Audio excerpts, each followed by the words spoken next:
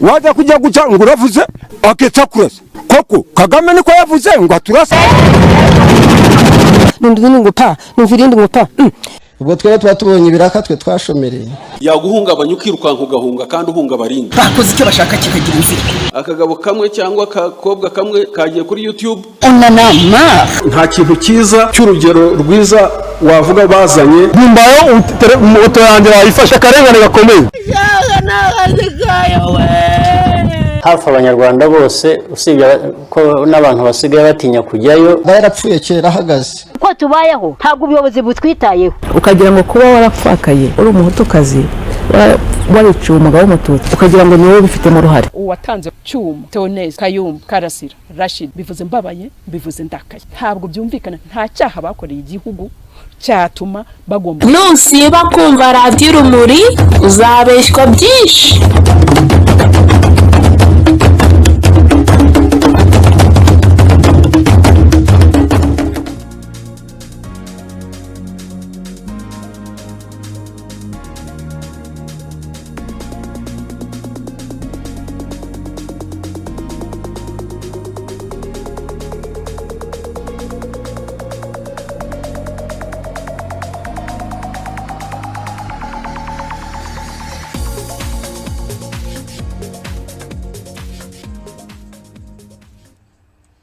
Mwasibye omuti abagala abalungi abawuliriza radiyo Urumuri mu bitundu by'ensi yonna gye musinzira okutuwuliriza. Mwebale gye mutusizaako engalo gy'olunaku olwaleero. Olunaku olwaleero ennaku z'omwezi wedde ddala 14 tuli mu mwezi ogwokubiri omwaka tuli mu gwa 2022 kadde ka mawulire mu lulimi Oluganda ng'okugabasomera nze Ndabwike Brian kansooke n'ebikulu ebikozaaga olunaku olwaleero oluvannyuma nkomewo nago mu bujjuvu bwago. President ow'eggwanga ery'e Rwanda omukulu Paul Kagame Rutagambwa olunaku olwaleero atuuse munda mu ggwanga erya Kata okwongera okwogerezeganya n'abamu ku nsonga ez'emirimu.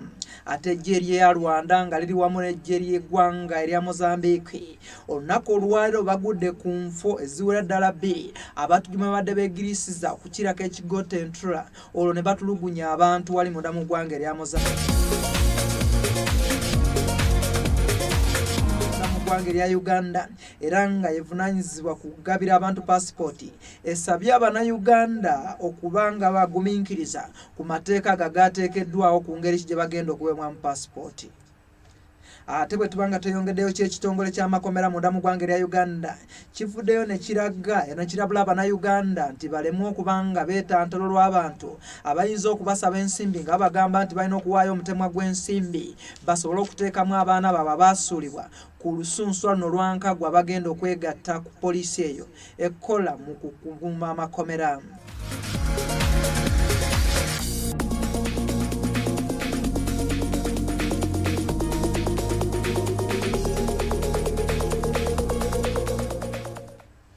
Kulikayo mu kanyomerako gwakyekuumidde ku mukutu radiyo Urumuri katugatandike mu bujjuvu bwago.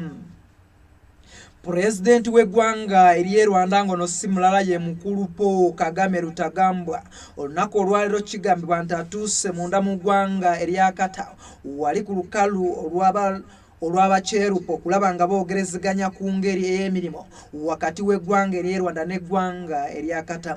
Okusinziira ku mawulire agava mu kitongole ekya Kata News Agency gagamba nti obugenyi bw'omukulu Paul Kagame bwakoze bwakulaba nga batemera wamu amagezi ku ngeri ki gye bagenda okwongeramu amaanyi mu byenkolagana wakati w'eggwanga erya Kata ssaako n'eggwanga ery'e Rwanda naddala mu ngeri ey'okutwaliza wamu mu nkola ez'emirimu. Kagame olubadde okutuuka mu kibuga ekimanyiddwa nga Doha eky'eggwanga erya Kata ayaniriziddwa abakungu ab'enjawulo okuli Director General owa Protocol Department mu Ministry ey'ensonga ez'ebweru munda mu ggwanga erya Kata Ibrahim Yusufu Abdallah Fahol kusaako ne ambasada wa Kata mu Rwanda Miss Fafaizo Mubaraka kwosa n'omukiise wa Rwanda munda mu ggwanga erya Kata ngono simula ye Franco si kinajjukirwa nga Rwanda ne Kata balina enkwatagana ey'amaanyi mu byenkulankulana ssaako ne mu ngeri gye bakolamu emirimu gyabwe nga bagikolera wamu wakati w'eggwanga erya Rwanda n'eggwanga erya Kata, era nga bino beviiriddeko Pulezidenti Paul Kagame okulaba nga biteekamu engatta ayongera okugenda wali munda mu ggwanga erya Kata, bongera okwogerezeganya n'ab'omu ggwanga erya Kata ku ngeri ki gye bagenda okwongezaamu enkwatagana wakati w'amawanga gano gombi.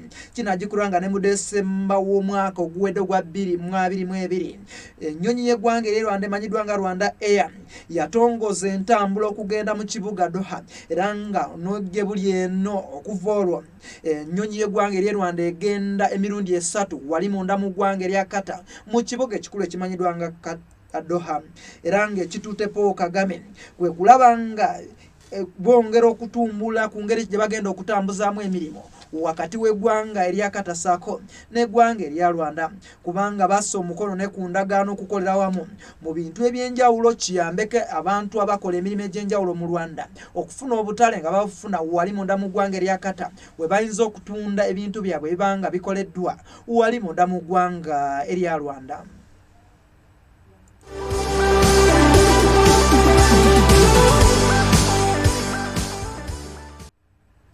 Ate bwe tubanga tweyongeddeyo g'amagye g'eggwanga erya Rwanda nga gali wamu n'eggye ly'eggwanga erya Mozambique bazinzeeko enfo z'abatujju mwe babadde beekweka mu bitundu ebya Cabo Delgado munda mu ggwanga erya Mozambique, era nga bino bikakasiddwa eggye ly'eggwanga ery'e Rwanda ssaako n'eggye ly'eggwanga erya Mozambique we beegattira awamu okulaba nga balwanyisa obutujju wali munda mu ggwanga erya Mozambique mu kibuga ekikulu ekimanyiddwa nga Cabo Delgado wali munda mu ggwanga erya Mozambique. Abatujju kigambibwa nti babadde baliko enfo ze baamala dde okusalako nga tezikkirizibwamu muntu yadde okuzibeeramu nga buli asalayo ekigere attibwa, songa n'abamu badde nga baamala dde okwabulira ebitundu ebyo olw'engeri abatujju bano babadde babatulugunyaamu abagambibwa okuba nti bakabinja ka Islamic State. Kinajjukirwa nga oluvannyuma lw'eggye ly'eggwanga erya Rwanda okugenda e Mozambique baavaayo ne bagatta awamu amaanyi okufaafagaza abatujju wali mu kibuga ekimanyiddwa nga Cabo Delgado, era nga bazenga basalako enfo ez'enjawulo mu ggwanga erya Mozambique. Okusinziza ku mawulire agava mu nkambi ey'amagye g'eggwanga erya Rwanda Defence Force bagamba nti enfo zino kuliko Pudaho ekisangibwa mu Munika Daruvamu mu ggwanga erya Mozambique, nga bino byonna bisangibwa mu disitulikiti emanyiddwa nga Palma wali munda mu ggwanga erya Mozambique, era nga kigambibwa nti abatujju badduse nate ne bagenda mu bitundu ebirala omuli Maidube ekisangibwa mu bitundu ebya mu Southern, era nga abano omukulu akulira aba Task Force oba Battle Commander ngono ye General Pasco Muhinzi ayozaayozezza eggye ly'eggwanga erya Rwanda ssaako n'erya Mozambique olw'obuwanguzi lwe batuuseeko kubanga bazingako enfo eziwerera ddala 2. General Pasco Muhinzi ategeezezza nti agali awamu ge galuma ennyama era alabidde ddala nti eggye ly'eggwanga erya Rwanda n'erya Mozambique bakoledde ddala omulimu gw'amaanyi okulaba nga bagobaganya abatujju naddala bakabondo ka Islamic State abaali nga basuzza abantu mu Mozambique nga tebeebase kukirako lumonde mu kikatamu.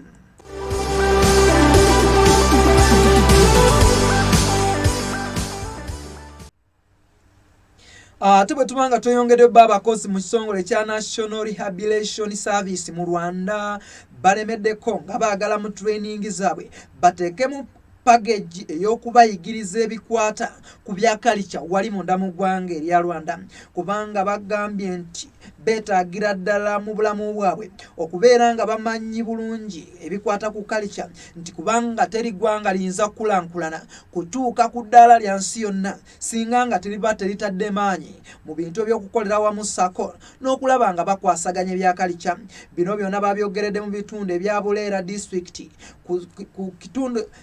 ku ttendekero limanyiddwa nga Nkumba webadde nga bamaliriza training yaabwe ebadde ekulungudde ennaku eziwera ddala 5 wali munda mu ggwanga ery'e Rwanda, era ng'eno yeetabiddwamu abakozi ku kitongole kino ekya National Rehabilitation Services abawera ddala 130 era nga bano bonna bakozi wabula nga ye minisita avunaanyizibwa ku nsonga za civil engagement mu kitongole kino ekya National Rehabilitation Services wali mu Rwanda, Jean Damson Bizimana yategezeza nti omusomo guno gwena kwetano gwe babaddemu gusobodde okuyambako abantu abawera ddala 13 okutegeera ku bya culture wamu n'omugaso gw'okukolera wamu ng'eggwanga. N'ategeeza nti bavaayo ne bakolera wamu kye kigenda okubayamba okumanya omugaso gw'okwagala eggwanga lyabwe wamu n'okumanya ebya culture kye kigenda okubayamba eggwanga ery'e Rwanda okulaba nga likulankulana lituuka ne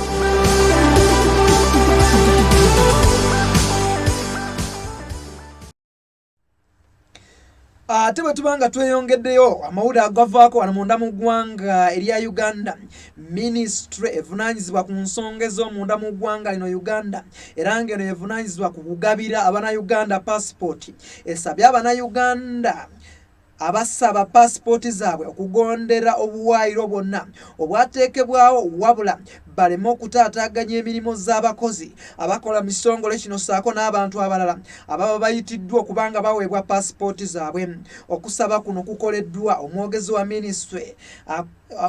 wa minisitule enekola ku nsonga ez'omunda mu ggwanga erya Uganda ngono si mulala ye musajja amanyiddwa nga Jacob Simunyo mu lukungaana lw'abannamawulire bakubye wali ku kitebe ky'ebyokwerinda ekisangibwa e Naguru. Mu ddoboozi lye ku nsonga eyo anyonyodde teekawo enkola ey'okuwa abantu appointments akaseera ke banajjiramu okupima passports zaabwe. Era enkola yatandika last week wetwogerera nekola bulungi. Omuntu yenna asaba passport kati olunaku lwojja essaawa gy'ogenda okujja era otuuka nga bakulinze. Naye tukimanyi nti waliwo abantu abafuna messages edda abatanaba kupima passport namwe tubakubira omulanga mujje tujja kulaba bwe tubakwata. Naye abantu bonna abasaba okugenda mu maaso bajja kuba bafuna akaseera ako kojjiramu n'ofuna passport yo nga tewali kanyigo ate nga tewali kukuluuza. Kubira omulanga bannayuganda okwetanira enkola eno nti singa baba bakuwadde akaseera kojjiramu oba ojjiramu tojja mu kiseera kya muntu mulala. Mu ngeri y'emu omusajja Jacob Simunyo anyonyodde ne ku mirimu gye batandise ng'ekitongole ekivunaanyizibwa ku nsonga z'okugaba passport munda mu ggwanga erya Uganda nti batandise emirimu ku bitebe by'amawanga ag'enjawulo okusobola okukola ku nsonga z'abo abeetaaga passport mu mawanga ag'enjawulo. Mu ddoboozi lye ku nsonga eyo anyonyodde teekawo enkola ey'okuwa abantu appointments akaseera ke banajjiramu okupima. Tujja kuba tuteeka machines ezikola passports mu embassy zaffe. Tuweereza ttiimu olwaleero bagenze okutandika omulimu ogwo era missions zonna zigenda kuggwa mu myezi 2 zijja kuba ziwedde naye bagenda kutandika ne Abu Dhabi ne Washington DC bazeeko London, Ottawa, Pretoria ne Copenhagen. Emyezi 2 eginaggwerako bannayuganda abali mu mitala w'amayanja basobola okukozesa offices ezo okufuna passports zaabwe.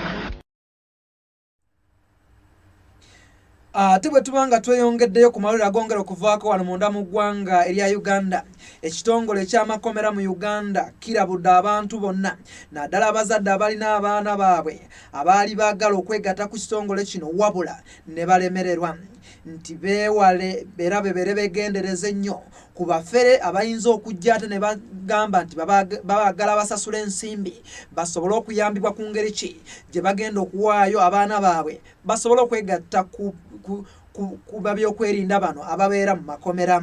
Ategezeza nti bangi abafere abeetegese okulaba nga bataataaganya abantu naddala abazadde abaalina abaana abaalemererwa okwegatta ku poliisi eno ey'amakomera. Bino byonna byogeddwa omwogezi w'ekitongole eky'amakomera ng'ono si mulala ye Frank Abaine wali mu lukungaana lw'abannamawulire lwatuuzidda ku Media Center. Mu ddoboozi lye ku nsonga eyo anyonyodde bafere ne babalimba nti yadde omwana we teyaliko ku lisiti naye Reta Center ajja kuyingizibwayo eri akole ki training. Tetukola bwe tutyo. Bw'oba tolina bumativu ojja kuwandiika eri Prisons Authority. Chairman wa Prisons Authority ye Minister ow'ensonga z'omunda. Secretary wa Authority, Permanent Secretary Ministry ensonga z'ebyomunda. Bajja kuddamu kusinziira ku complaint yo gy'oyina. So sikolagana n'abafere abakusaba sente. Esente bwe nabo zibawadde abafere todde mabega ate n'otandika okulimba abakozi b'ekitongole ky'amakomera bakuggyeko ssente n'omwana we tebamututte kugenda kukola ki training. Be twagala twafulumya amannya gakyaliko ne ku website waffe era bayingidde training school. So kati bw'oba omanyi nti taliiwo apiri gikole wa minisita nga chairman wa Prisons Authority ne PS naye bino ebisigadde ebyamakukutu ebinaakuviiramu gw'onoomanya. Mu ngeri y'emu omusajja Baine ayongedde n'annyonnyola ku mitendera egiyitwamu ey'ekitongole ekyo nga balinnyisa ennyota oba okulinnyisa ku madaala eri abasirikale baabwe. Ekitongole eky'amakomera bwe kiyimiridde waliwo ke twali twerabiddeyo ly'eddaala erya Assistant Commissioner General ow'amakomera. Public Service yatukkiriza era kati neebanga tugitaddeko mu layini naye abo be tuyita ba Staff Commissioner General babaddewo naye nga babayita ba Director. So bwa Director ebeera office, Assistant Commissioner General ebeera rank oba kitiibwa kye ng'omuntu. Kisoboka kuba oli nti oli Assistant Commissioner General naye nga si Director, naye ba Director abasinga bava mu ba Assistant.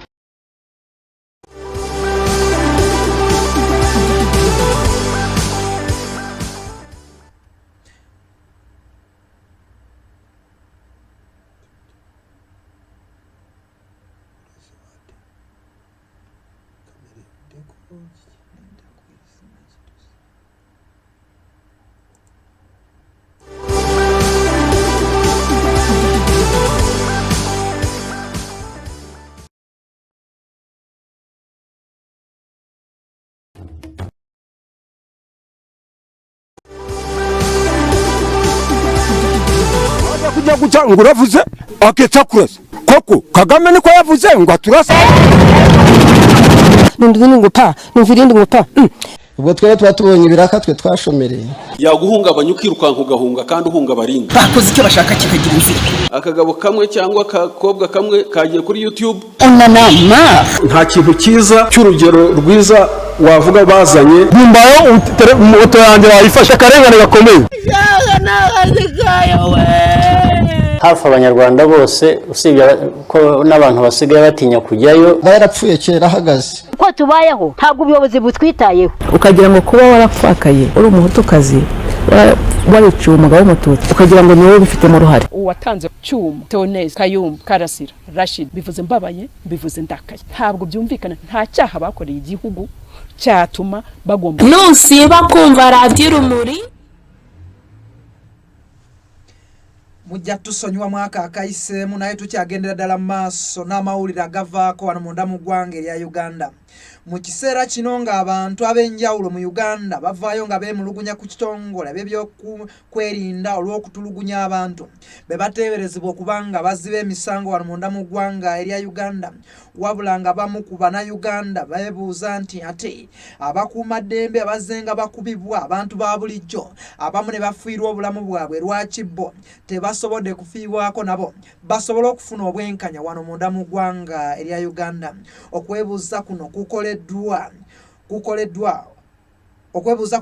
John Bukenya ngono ye ssentebe w'ekitongole ekirwanyisa obutamanya n'obutasoma wano munda mu ggwanga erya Uganda era ng'agamba nti si mumativu n'ebyo ebizenga birabisibwa kubanga n'Abannayuganda abasirikale ab'ebyokwerinda ab'enjawulo bangi bakubibwa ne bafa ne baleka famire zaabwe naye teriyo omuntu yali avuddeyo n'ayimirira n'agamba nti balina nabo okufuna obwenkanya ng'abalala bwe baagala obwenkanya singanga ab'ebyokwerinda baba batulugunyiza. Mu ddoboozi lye ku nsonga eyo annyonnyodde abasirikale baffe bangi abasirikale b'eggwanga nga babatiisatiisa okukakkana nga babasse. Lwaki siwulirangayo muntu yenna avaayo kulumirirwa basirikale abo wadde paliyamenti ennamba sanga bwevaayo kulumirirwa basirikale bajjanga batibwa. So Bannayuganda twale ensonga eno nga nkulu nnyo tugijje mu byobufuzi ebirabika wano nti bakwata ku muntu nti oyo w'opozisoni wa kibiina gundi. Waliwo okwekalakaasa kwali mu kibuga ne bakuba omusirikale baali bamuyita nzijukirako bali aliyongo bamukuba ejjinja n'afa yaleka famire ye abantu bali mu kubonaabona n'abasirikale nabo bantu nga ffe tusaana tukuuma emirembe mu ggwanga lyaffe. Abantu abo bulijjo temusosonkereza basirikale. ate mu mbeera y'emu ne mukadde waffe ngono ye Haji Nsereko Mutumba eyaliko omwogezi w'ekitongole kya Uganda Muslim Supreme Council naye avuddeyo olunaku olwaleero n'asaba abantu kwongera okubeera abeegendereza ennyo wamu n'okuwa abakulembeze ab'enjawulo ebitiibwa nti kubanga kye kintu kyokka ekiyinza okubayambako nabo okulaba nga beekuuma. N'ayogera ne ku nsonga nti bw'otunuulira abantu b'eggwanga erya Uganda balina okuba nga beegendereza okuba nga tebasoyasoya baba yakwerinda bintu ebiyinza okubajja kuwaya olumu ne babaviirako n'okubakuba. N'ategeeza nti Abannayuganda balina okuvaayo okulaba nga tunulira babyokwerinda ng'abalabe baabwe wabula babatunulire ng'abantu abalala bwe balina okubatunulira baleme okubasoya ebibuuzo kuba nabo bantu nga bannaabwe. N'asaba bekikwatako bonna mu Uganda nti nabo basobole okuba nga banoonyanga obwenkanya ne mu babyokwerinda nabo kubanga nabo bantu wano munda mu ggwanga erya Uganda. Mu Uganda obuzibu bulimu buli kintu kyonna kiyingizibwa bunye ebyobufuzi. Okutulugunya si kirungi, kivumirirwa. Era nange sikyagala. Naye ate ekizibu ekiri otugenda ne tutta babeesimbu ne tuleka oludda olumu kati oli bayinza okuba nga bamutulugunyizza n'ensonga yavudde ku ki mu wiiki eno bakatulugunya emirundi emeka ate mu mwezi kati kwegamba naddala ffe bannaddiini tuteeka okuba abeesimbu kwegamba tuleke nnyo okuba biased kubanga kati ekikwewuunyisa nti kimenya amateeka okuvuma omukulembeze w'eggwanga naye kati gwe ovuddeyo muvumye ovumye ne mutabani we jeno mu magye mulamba abamu bagenda to extent n'okutandika okuvuma famire y'omuntu okiwulidde kati tuteeka okuba ne discipline buli ludda. Abazungu bayinza okutuwagira well and good fera bajja kuva bagende kubanga n'abazungu balina ebizibu byabwe.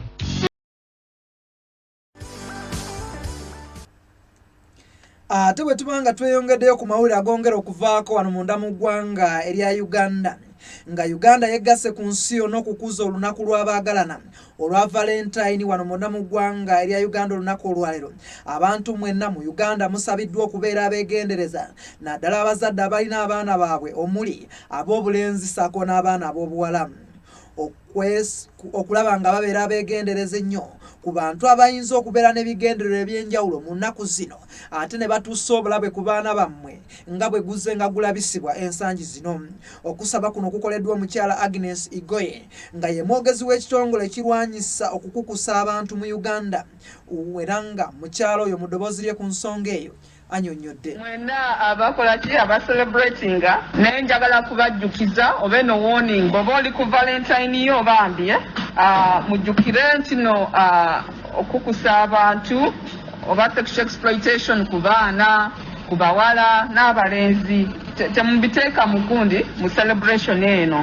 Era bw'oba olabye nti n'olwaleero omwana weeka oba muwala we atandise okwebuzaawo bambi beera careful. Era lopa waliyo buli gy'oli waliyo ne poliisi eri okumpi manya omwana agenze wa ani amukimye ani amututte ku Valentine byonna mubeere nga mumanyi abaana wa gye balaze.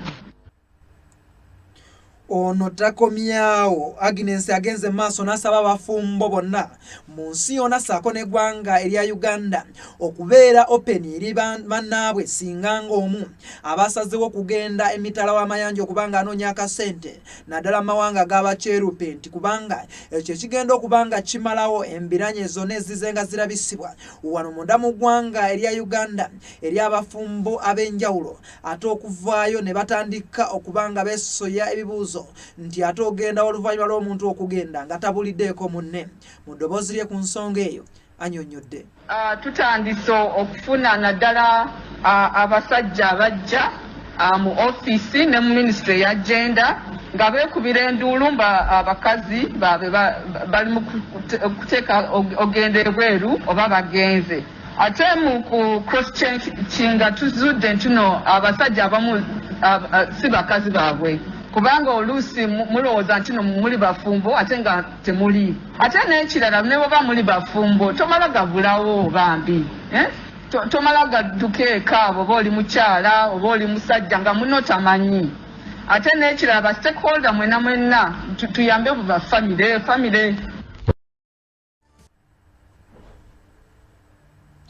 ate bwe tubanga tweyongeddeyo amawulire agavaako munda mu ggwanga erya Zimbabwe.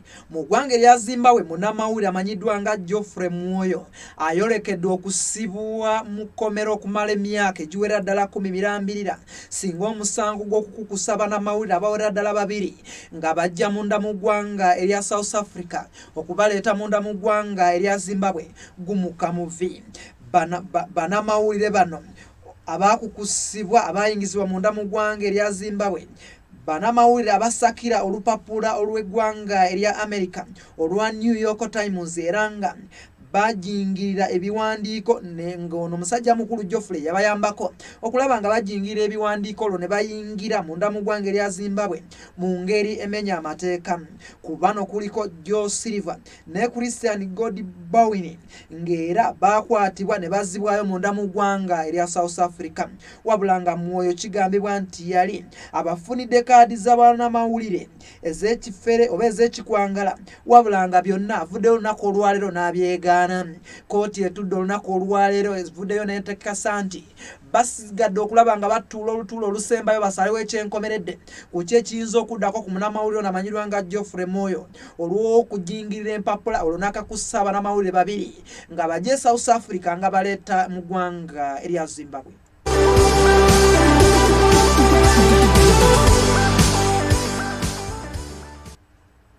Ate bwe tubanga tuvuddeko kagavaako mu ggwanga erya Mozambique abavunaanyizibwa ku kaliculamu oba kiyita ebyenjigiriza mu ggwanga eryo waliwo akatabo ke bamaze nga bakozesa okumalira ddala emyaka eziwera ddala 12 nga bakakozesa mu kusomesa abaana ke basobodde okuba nga bakajjawo mu bitabo ebisomesebwa wali munda mu ggwanga erya Zimbabwe. Akatabo kano kabadde kakozesebwa eri abayizi okulaba nga kabasomesa nga kayitibwa The Nature of Science wabula nga kabadde kayigiriza abayizi ebintu ebikwata ku Sodomu ne Gomora. Kigambibwa nti okusomesa ebintu bino kive wali munda mu ggwanga erya Mozambique wabula akatabo kano kabadde nga kekakozesebwa mu masomero okubanga kasomesa abaana ebikwata ku ekyo wabula nga bo abatwala ebyenjigiriza mu Mozambique baludde akabanga nga balwanagana ku ngeri ki gye bagenda okugyawo akatabo kano akakolebwa mu 2004 era ng'okuva olwo kabadde nga kasomesebwa mu masomero ag'enjawulo ng'abanansi babadde nga beemulugunya ku katabo ako nga bagamba nti kino kibi eri abaana baabwe abato nti abaana abamu bagenze mu bintu ebyekiseegu oluvannyuma lw'okuba nga basoma ebintu okuva mu katabo ako akamanyiddwa nga The Nature of Science wali munda mu ggwanga erya Mozambique nga kino kiviiriddeko n'abaana abamu nga bali mu bibiina ng'ekyomusanvu okuva ne mu masomero ne bagenda okukola ebintu eby'abakulu oba okulaba nga beegattira mu bintu ebyekiseegu nga kivudde ku katabo ako ke babadde nga baateekawo mu mwaka gwa 2004.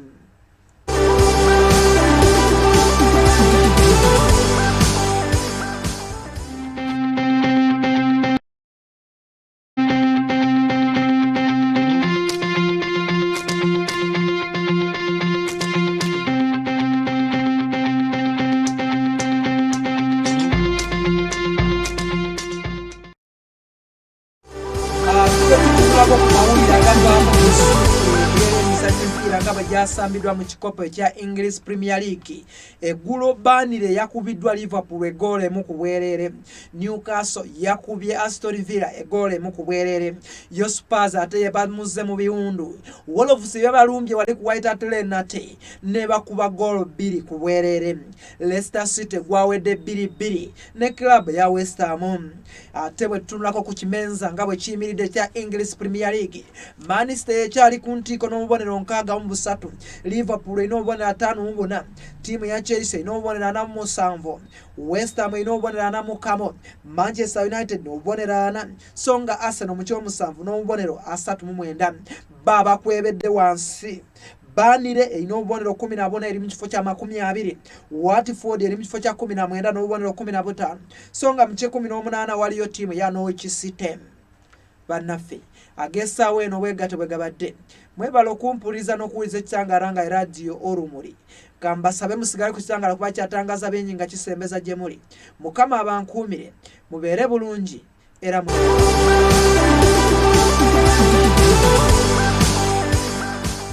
wajya kujya guca ngo uravuze akitsa kurasa koko Kagame niko yavuze ngo aturasa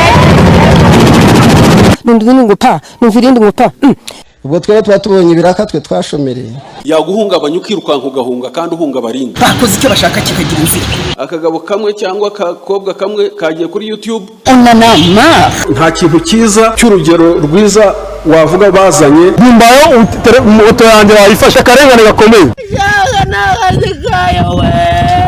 hafi abanyarwanda bose usibye ko n'abantu basigaye batinya kujyayo yarapfuye kera ahagaze ko tubayeho ntabwo ubuyobozi butwitayeho ukagira ngo kuba warapfakaye uri umuhutukazi wariciwe umugabo w'umututsi ukagira ngo niwe ubifitemo uruhare uwatanze Cyuma Theonese Kayumba Karasira Rashid bivuze mbabaye bivuze ndakaye ntabwo byumvikana nta cyaha bakoreye igihugu cyatuma bagomba nusiba kumva radiyo urumuri uzabeshywa byinshi.